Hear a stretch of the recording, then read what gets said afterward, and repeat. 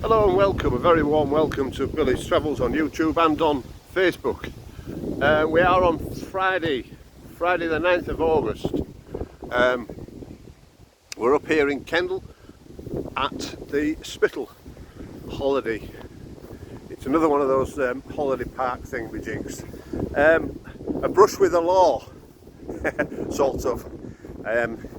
I was in trouble, but more about that later. A little bit about the site first. It's the first time we've been on this particular site. It's run by the Ribble district. I think it's the Ribble district, yeah, something like that. My smashing chap had a word with him as I came in. It's the Spittal caravan. It's handy enough up here. Just a mile out of Kendal, and of course handy here for the lakes if you've got transport. This road that runs along here goes that way into town, and if you go this way just across there is Aldi, Morrison's, Halfords, and like a retail park. You can see the sign for Morrison's there, and a petrol station, and all sorts of stuff that you need. Of course my good lady is away, so I'm Billy no mates here on my own. Diane's gone to Nicky's birthday in the Isle of Man. I pick her up on Sunday when they're heading back down there, but I'm fending for myself this weekend. So on we go. I went out for a run on the Grum today and had a job to do at the post office in Kendal, and I parked right against the wall at the post office, as tight as I could. The pavement was quite wide, Grum's only little of course, and popped in and joined the queue in the post office, which was fairly big. I bought the envelope, came out, addressed it all, joined the queue again, and I just got back to the tills again when the traffic warden came in and asked whose motorbike it was. So I had to leave the parcel with the woman, go outside and move the Grom. I asked the traffic warden if there was any motorcycle parking bays in Kendal, and she said no, there isn't, rather abruptly. I must say, I suppose I'm lucky not to get a ticket. I do say that. Then I asked where I could possibly park my little bike. She said in the car parking space, in the car park over there.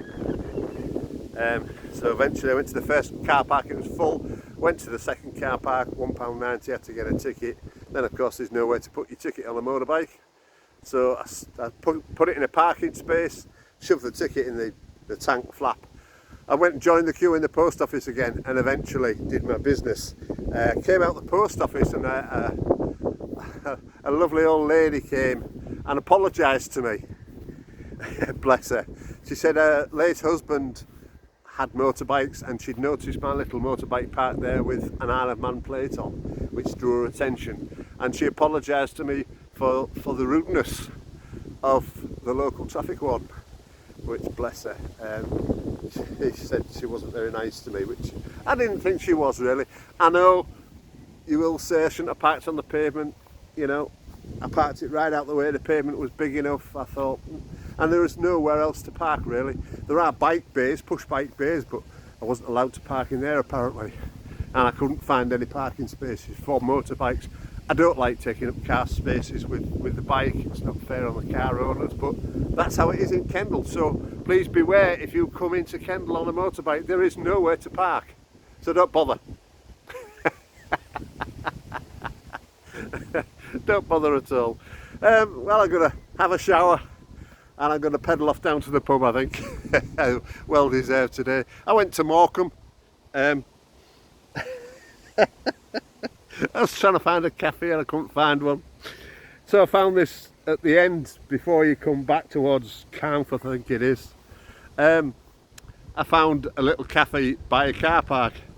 I was getting served and this little girl promptly had hold of my helmet, which was, as you know, my helmet, it's an RI, it's 500 quid's worth almost, and a paint job of 700 quid, so you look at the top end of 1200 quid, and she dropped it.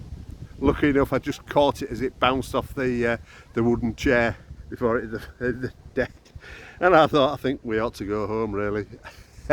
But not to worry. Apologies about the new Pocket 2 camera. We're still on my phone. I'm getting to grips with the Pocket 2, but I can't get the software loaded into my phone to transfer it. So, and of course my guru's in the Isle of Man, so that'll have to wait till she returns next week. But it shouldn't be long now, and we'll try and get that up and running. I say once again, a lovely little site. I'm here for 3 days. It's £11 a night.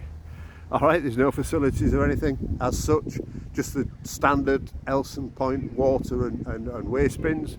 But I mean, 11 quid a night. I mean, and it's in a beautiful setting, as you see, and 10 minutes from the town, 15 walking, I suppose, and handy enough for the shops. Like I said, just over there. I think we used this Morrison's when we go to the caravan and camping club up at Windermere.